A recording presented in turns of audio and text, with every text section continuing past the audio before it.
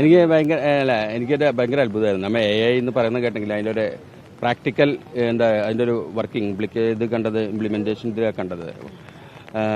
കാരണം എവിടെയും പോകാതെ ഷൂട്ടിങ്ങൊക്കെ പെട്ടെന്ന് പലരും ഇത് എവിടെ കൊണ്ട് ഷൂട്ട് ചെയ്തു, ഇത്ര വലിയ വിഷ്വൽസൊക്കെ എവിടുന്ന് എങ്ങനെ സംഘടിപ്പിച്ചു എന്നൊക്കെ പറയുന്നു. അത്ര ഒരുവിധം നല്ല പെർഫെക്ഷനിൽ വന്നിട്ടുണ്ട് സാധനം.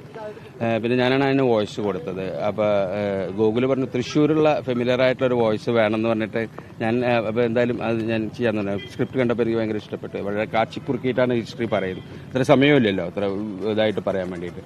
അതുപോലെ മനോഹരമായിട്ട് ചെയ്തിട്ടുണ്ട്. അവൈലബിൾ റിസോഴ്സ് വെച്ചിട്ട് നല്ല എഫക്റ്റീവായിട്ട് ചെയ്തിട്ടുണ്ട്. ഒരുപാട് അഭിപ്രായങ്ങൾ കിട്ടുന്നുണ്ട്. ഒരുപാട് ആളുകൾ എന്നെ വിളിച്ചു. അപ്പോൾ വളരെ സന്തോഷം. വളരെ കുറഞ്ഞൊരു ഡ്യൂറേഷനുള്ളിൽ ഈ ഒരു ചരിത്രം മൊത്തം പറഞ്ഞു പോകുന്ന ഒരു സംഭവം എല്ലാവർക്കും മനസ്സിലാവുന്ന രീതിയിൽ. അപ്പൊ അത് ഇപ്പത്തെ തലമുറകൾക്ക് അറിയാത്ത സംഭവമാണ്. നമ്മൾ വായിച്ചാലും ഒരു വിഷ്വൽ കാണുമ്പോൾ ഉണ്ടാകുന്ന ഒരു ഇമ്പാക്ട് വേറെ തന്നെയാണല്ലോ. അപ്പോൾ അത് വളരെ നന്നായിട്ടുള്ളൊരു എഫർട്ടായിട്ടാണ് എനിക്ക് തോന്നുന്നത്. വളരെ സന്തോഷം അതിന്റെ ഭാഗമാകാൻ സാധിച്ചത്. ഇനിയും തുടർന്ന് ഇതുപോലെ ഇവരുടെ ഭാഗമായിട്ട് ഇനിയും ഇവരെ വളർത്തിയെടുക്കട്ടെ, ഭാവി തലമുറയല്ലേ. അതെ, ഭാവിയുള്ളവരാണ്.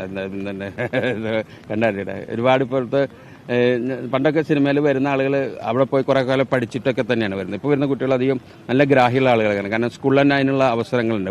സ്ക്രിപ്റ്റിനെ പറ്റി പഠിക്കാനും ക്യാമറ പറ്റി പഠിക്കാനൊക്കെ ചെയ്യുന്നത്. അതൊക്കെ ചെയ്ത് കഴിഞ്ഞിട്ടാണ് പലപ്പോഴും ആദ്യത്തെ സിനിമ എടുക്കുമ്പോൾ തന്നെ അവർ നല്ല എക്സ്പെർട്ടൈസ് ഉള്ള ആൾക്കാർ ആ ഫീൽഡുകളിൽ. അപ്പോൾ വളരെ സന്തോഷം. Okay, all the best for the team.